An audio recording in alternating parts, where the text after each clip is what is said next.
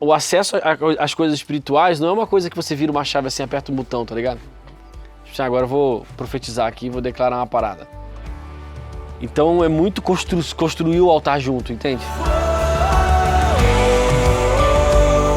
Que eu não quero, tipo assim, aquele vídeo plasticado, entendeu? É plausível, sim, estarmos perdidos fora,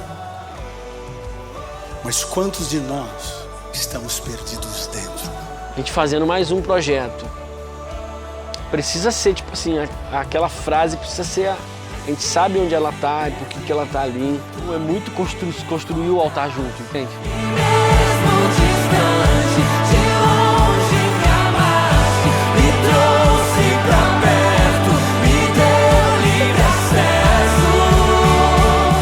Eu voltei.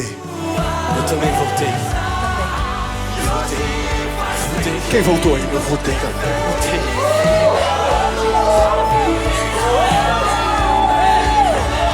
Eu voltei de verdade.